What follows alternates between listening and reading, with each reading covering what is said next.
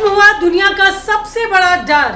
Trump का इशारा पाते ही रुके नेतन्याहू। बने जल्द जंग रुकने के आसार। नया ऑर्डर, नया प्लान, भारत खुश। नेतन्याहू का बदला हुआ पूरा। अब बदल लिया प्लान। पूरी दुनिया हैरान। क्यों कहा जा रहा है रुकने जा रही जंग। नमस्कार, आपके साथ मैं हूं ज्योति विनय कपूर। तो दोस्तों, आप मानो या ना मानो, लेकिन नेतन्याहू ने दुनिया की सांसें अटका रखी है। ईरान ने कहा था कि लेबनान के ऊपर निशाना मत लगाना, लेकिन लेबनान पर इजराइल टूट पड़ा। फिर क्या था? गुस्साए ईरान ने अमेरिका के सैन्य ठिकानों तक पर निशाना साधना शुरू कर दिया, जिसके बाद दुनिया को यही डर सताने लगा कि कहीं अब तीसरा विश्व युद्ध शुरू ना हो जाए। दोनों तरफ से आग एकदम धधक रही थी। बिगड़ते हालात देखकर अमेरिका भी सोचने पर मजबूर हो गया कि आखिरकार अब करे तो क्या करे। लेकिन अब जो संकेत सामने आ रहे हैं, जो खबरें सामने आ रही हैं, उसने इस पूरी ही कहानी को पलट दिया है। बताया जा रहा है कि ट्रंप के सीधे दखल के बाद नेतन्याहू ने अपना अगला प्लान बदल दिया। नया ऑर्डर, नई रणनीति, और अब उम्मीद जताई जा रही है कि अगले 48 घंटे अहम है, क्योंकि ये हो सकता है कि ये युद्ध या तो रुक जाए या ठहर जाए। लेकिन कुछ लोगों के मन में अभी भी यही सवाल है, क्या सच में ये जंग रुक सकती है? और अगर रुकती है तो भारत को इससे क्या राहत मिलने वाली है, या मिलने वाली राहत भारत के लिए कितनी बड़ी है? चलिए सब कुछ समझ लेते हैं इस रिपोर्ट में। दरअसल सबसे बड़ा बदलाव वहां आया जहां लोग उम्मीद छोड़ चुके थे।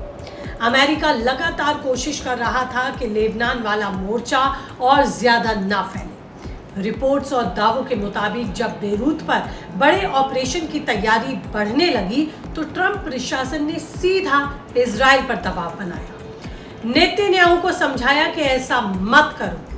इसके बाद उन्होंने अपने पैर पीछे खींचे, जिसकी वजह से एक उम्मीद जगी कि अब ये लड़ाई या तो रुक सकती है या फिर धीमी पड़ सकती है।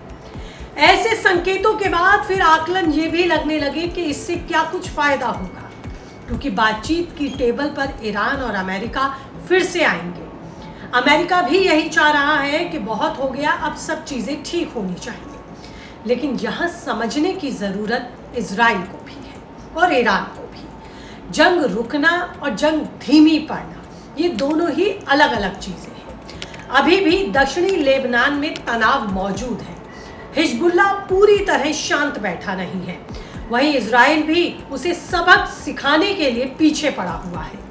लेकिन फर्क ये है कि पहले जहां हर घंटे हमले हो रहे थे, वहां अब कंट्रोल्ड एस्केलेशन दिखाई दे रहा है, उसकी बात हो रही है। यही नया ऑर्डर बताया जा रहा है। महत्वपूर्ण कदम भी इसे लड़ाई रोकने के लिए इसीलिए माना जा रहा है। अगर ऐसा हुआ तो फिर दुनिया के लिए राहत जरूर आएगी। खास बात भारत के लिए। इस पूरी लड़ाई में भारत के ऊपर भी तेल सप्लाई और व्यापार को लेकर भयंकर दबाव बना। भारत अपनी जरूरत का बड़ा हिस्सा खाड़ी क्षेत्रों से लाता है, और अगर जंग और फैलती तो तेल की कीमतें विस्फोटक स्तर तक पहुंचती। और सिर्फ तेल की कीमतें बढ़ने से पेट्रोल डीजल की ही कीमतें नहीं बढ़ती, महंगाई जोर पकड़ती है। साथ ही लड़ाई अगर और तेज होती तो लाल सागर, स्वेट रूट और खाड़ी वाले समुद्री रास्ते पर भी खतरा बढ़ता, जिसकी वजह से जहाज़ों का बीमा महंगा होता, माल ढुलाई महंगी होती और कंपनियां भी परेशान होती। अब अगर हालात थोड़े से सामान्य होते हैं तो इसका सीधा फायदा भी भारत को मिलेगा। देखिए, अगर सीधे शब्दों में हम समझें तो अगर जंग नहीं बढ़ती तो तेल के दाम कंट्रोल में रहेंगे। तेल कंट्रोल में रहेगा तो पेट्रोल डीजल पर दबाव कम होगा। कच्चे तेल से हम सिर्फ पेट्रोल डीजल ही नहीं बनाते, बल्कि फर्टिलाइजर और नायलॉन, पॉलिस्टर जैसे कपड़े बनाने के लिए पेट्रोकेमिकल्स भी हमें इसी कच्चे तेल से मिलता है। अगर पेट्रोल डीजल के दाम बढ़ते हैं तो ट्रांसपोर्टेशन महंगा होता है। ट्रांसपोर्टेशन महंगा होता है तो बाजार में मौजूद बाकी चीज़ें भी महंगी होती है। यानी ये सिर्फ विदेश नीति नहीं बल्कि सीधा सीधा आपकी जेब से जुड़ा हुआ मामला है, जो कि इस खबर से जुड़ता है। तो भारत भी इसीलिए लगातार यही कोशिश कर रहा था कि ये जंग रुकनी चाहिए और बातचीत से इस समस्या का समाधान निकलना चाहिए। दूसरी तरफ भारत की सबसे बड़ी चिंता थी उसकी भारतीयों की सुरक्षा। पश्चिम एशिया में लाखों भारतीय रहते हैं। खाड़ी देशों में काम करने के लिए हर साल कई सौ भारतीय जाते हैं, जो पैसा वहां से कमाकर भारत भेजते हैं। अगर ये युद्ध फैलता तो खतरा हमारी इकोनॉमी पर भी पड़ता। अब अगर तनाव कम होगा तो कम से कम वहां रहने वाले भारतीय राहत की सांस लेंगे। लेकिन कहानी में ट्विस्ट अभी भी है, क्योंकि ईरान पूरी तरह से मान नहीं रहा है। उसकी स्थितियां भरोसा करने लायक नहीं है।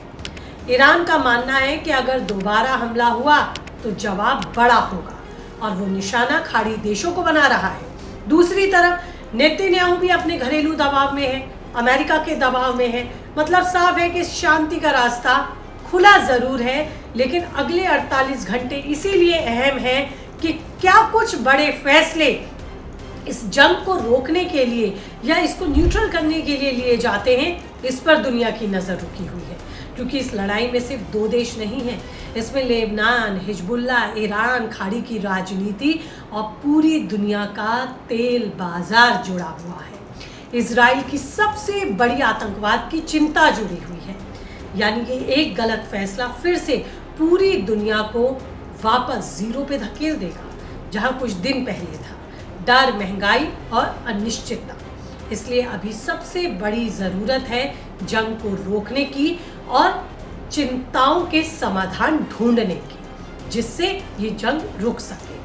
अगर ऐसा होता है तो लेबनान के मोर्चे पर इजराइल शांत होगा, और अगर ये बातचीत टूटती है तो ये मान लीजिए कि एक बार फिर से मिडिल ईस्ट का संकट, पश्चिमी एशिया का संकट गहरा सकता है। लेकिन आपको क्या लगता है, आपकी क्या राय है, आप क्या सोचते हैं?